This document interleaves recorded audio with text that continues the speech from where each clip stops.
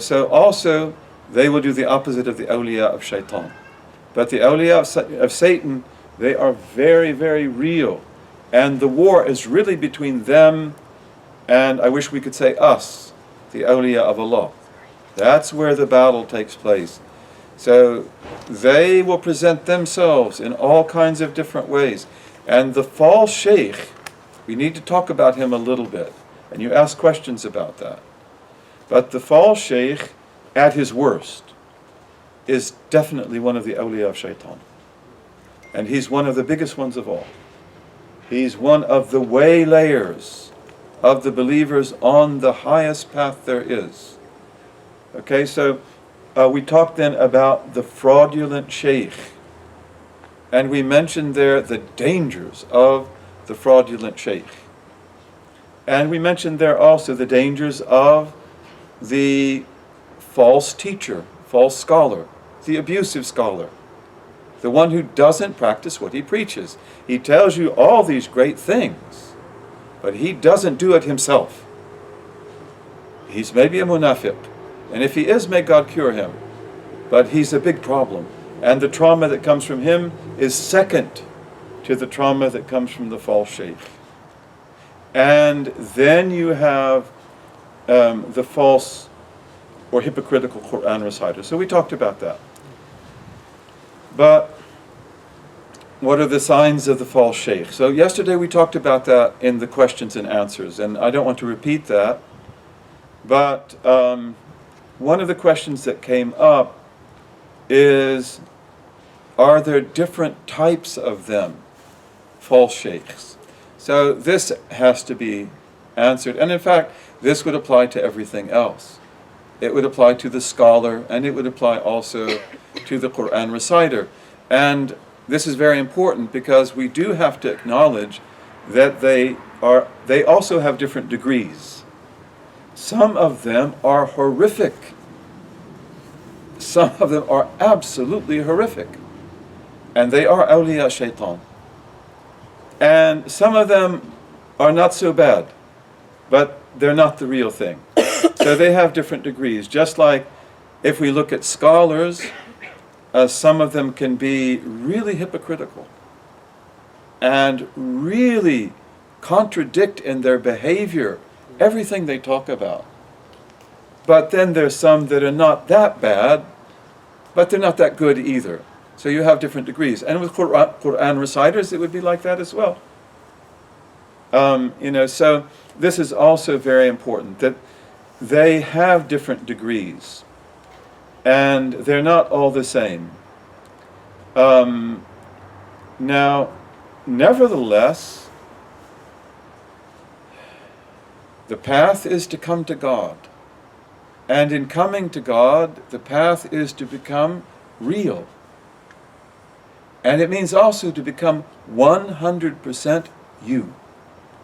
Because you came into this world, not a pauper. You came into this world a rich person with an inheritance that only God knows the reality of. You are the daughter of Adam. You are the son of Adam. So you want to be 100%. And one of the greatest purposes of the Shaykh is to make you 100%. So this cannot happen if he is not 100%. So we want the Shaykh who is 100%. And again, we want to beware of the false Shaykh, especially the ones that belong to the awliya of shaitan. But then, even if we look at others who we don't really know quite where to place them, but red flags are there, and there are other problems there, then there you want to look for the one who's 100%. And if the Shaykh is 30%, you're not going to be more than 30%. So he may not be false. And among the Shaykhs who are not the real thing are the ones who taught themselves, the ones who also break their trust.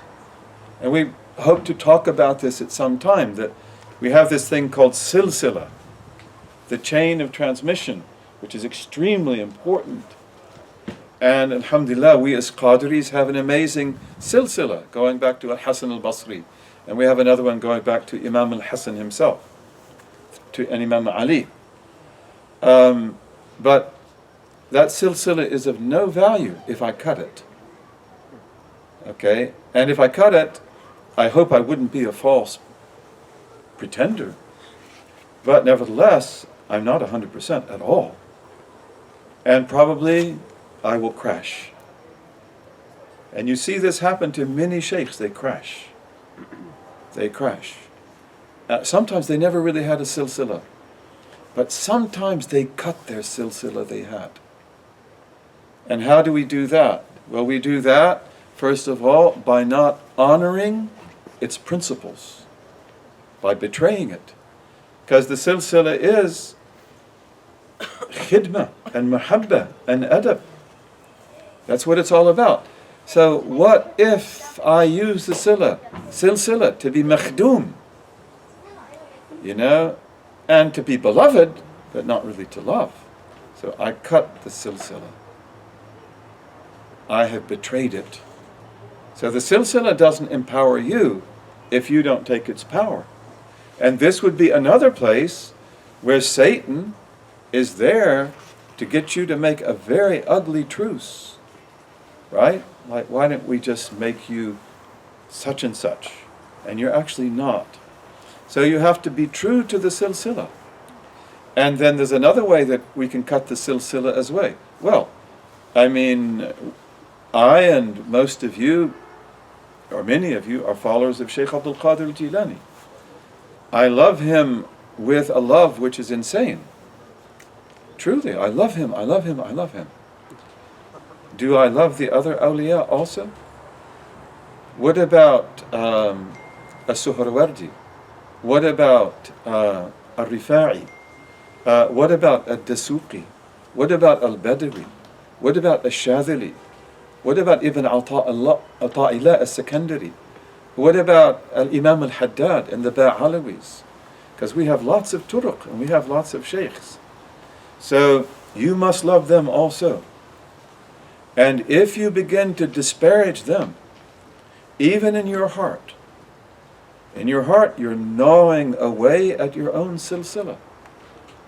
And if, God forbid, we should disparage them publicly, you cut your silsila. Man adhali waliyan faqad adhantuhu bil harb. Whoever offends one of my awliya, God says, I have declared war against. So you don't want to do that. And again, the child naturally and necessarily loves his or her father. And we boys like to boast about our fathers. And you might even go to someone else and say, my father's better than you, your father. And in my country we even say, my father could beat up your father. And your father said, would you stop saying that, please? What do you want to do? Get me in trouble? Okay? But, the murid often will do this about his shaykh.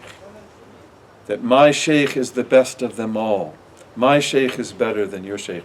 And also, they often will want to compare awrad and to compare ahzab. You should never do that. Because, first of all, you don't know what they mean. You don't know what stages they represent. You need to begin at the beginning. All these awrad are of no use to you. If you just open the book, you need to be worked up to that state. And then, the greatest danger of all is that you will then say that this path is better than that path. They're different. But, you must be very careful. And the same thing about the silsila. In fact, there are sheikhs who won't tell you their silsila because of the great danger that you will compare it to others. Or that you will meet with others who are on the path and they will say, this is our silsila, where is yours? And then you begin to compare, and in that you're putting the axe to the tree. This is childish. This is dangerous also. And of course, even in these families with the great Ansab, especially Ahlul Bayt, God bless them. I know of many of them, and especially Jilanis like this. And I've known many Jilanis like this. They won't tell their children the nasab. I know of one who's very close to me, and he's now passed on years ago. Big Jilani Shaykh. And he wouldn't tell his children their nasab. And they would say, please, tell us the nasab. And he said, what? He said, so you can't marry so-and-so, and you can't marry so-and-so? He said, I want you to be able to marry everybody. And I want you to be open to everyone. And, so he wouldn't show it to them. But in any case, it's very, very important to learn these fine points and to live by them. Then we have another question that came up. And in fact, this is the first question that my beloved brother and his wife gave us tonight based on your questions. And we try to come to these, tonight before the time is up. What is the cure? What is the cure? And I'm just going to give you some propositions. But when you are traumatized by a false shaykh, what is the cure? And many of us are, brothers and sisters. In fact, one of the ironies of the path is that for some people, and sometimes they're some of the greatest of the awliya, they begin their path with a false shaykh. And that becomes the first and biggest test. And it could destroy them forever. But because they are able to escape and to stay alive and to keep their himmah and their goal, they will find then the real shaykh. Okay, and the Sufis write about that. They write about that. And they write about Sufis that begin with a false shaykh. But then and they serve him and they love him and they don't know. But then when they discover, they're devastated. Okay, but then that opens the door to the real one. So that's why if you have had a false shaykh or a questionable shaykh, don't regard that to be a death knell, because it might in fact indicate that you are one of the very best. You will get there, insha'Allah. But of course, the greatest cure of all is to find a true shaykh. To find a true shaykh. And the true shaykh can cure this trauma forever. And in fact, if you have been traumatized by a false shaykh, that's what he will do. He will begin by getting you whole again. It might take 3 years. It might take more, it might take less. It depends a lot on you, how long the trauma went on, how deep the trauma was. So that would be the cure of cure. That's like the panacea. But what if you can't find such a shaykh? So and what if it takes you time to find such a shaykh? And there you want to find the best company you can find and keep it.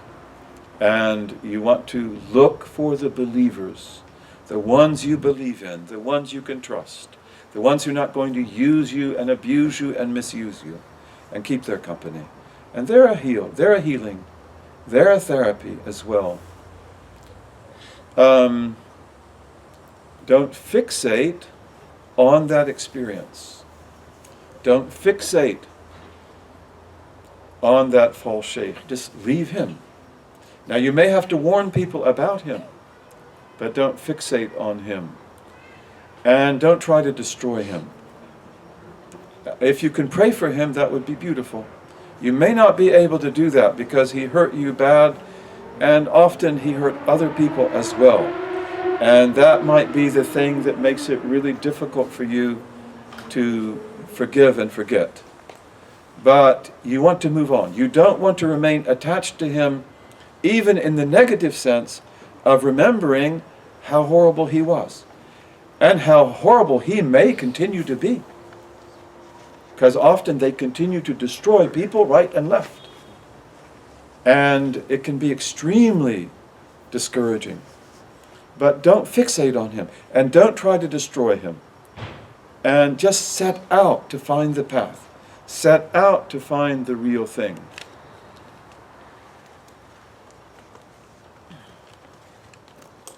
Now, having said that, you also want to make lots of salat on the Prophet, because when you can't find a Shaykh, salat on the Prophet is one of the secrets that gets you there. And when you're in a situation like this, salat on the Prophet is one of the remedies that helps you to find the company that you so desperately need, and maybe, and hopefully, to find the real thing. Now, one of the greatest problems with those who are traumatized on the path, however, is that they can never trust again. And this is where the trauma is really serious. And God bless them and cure them. And I know people like this who lived and died like this, that they loved him, they gave him everything, and he betrayed them totally. And they probably didn't even know themselves. In this case, the one I'm thinking of, he remained a Muslim, and a good one. And he worked very hard, but he was never 100% ever. In fact, I don't believe he was even 30%. In it, he could never be. And he saw, after that,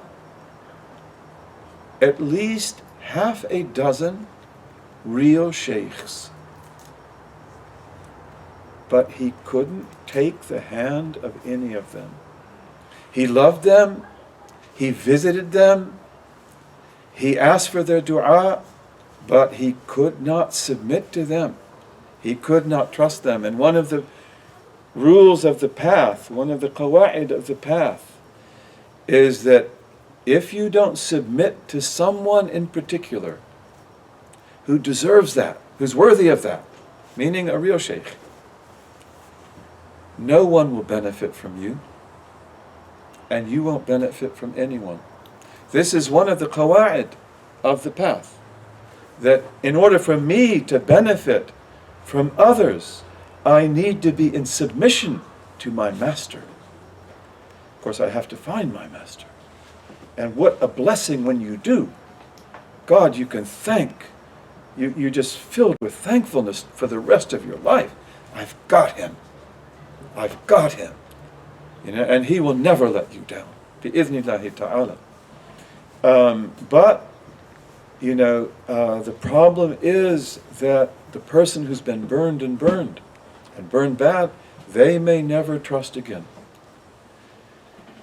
I know two cases in mind, in fact. And one of them, he could never take the hand of a shaykh, even though, wallahi, he loved and met half a dozen. But he couldn't do that. In the end, he took the hand of a false shaykh, of a bigger fraud than the first one. Isn't that strange?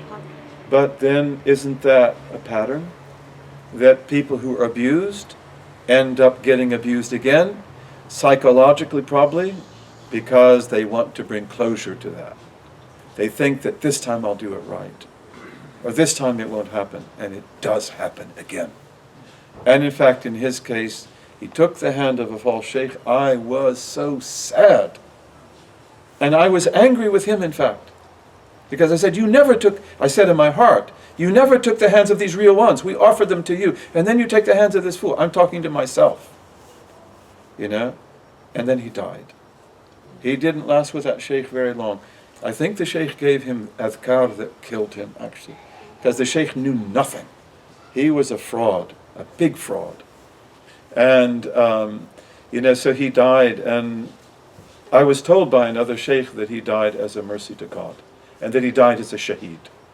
But that he fell back into it. Because this fraud that he fell for had the same psychic energy of the first fraud. The first fraud was a lot bigger and a lot better.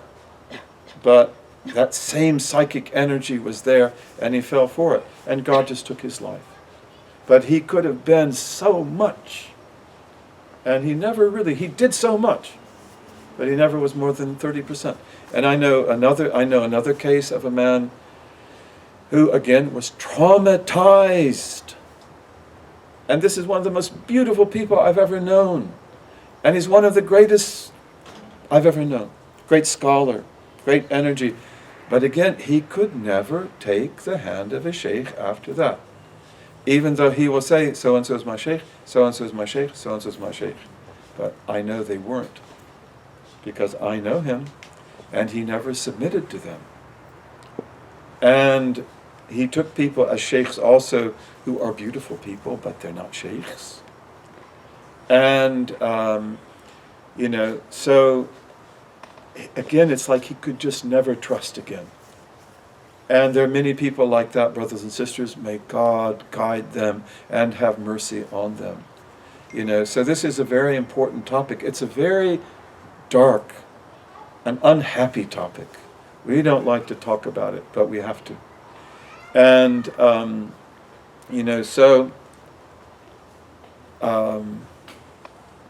I think that's enough said about that. And may God protect us, and may He protect those people, and may He bring the children home. Because actually out there are hundreds, let's say thousands, of people who are either under a false sheikh and they don't know it, but they're not going anywhere, or they've been under one and they just can't break through. So, inshallah, may God bring the children home, bi-idhnillahi ta'ala. Again, the true sheikh, he can put it all back together again. He can put it all back together again, and we pray for such true sheikhs that can set things right and bring things back to where they ought to be.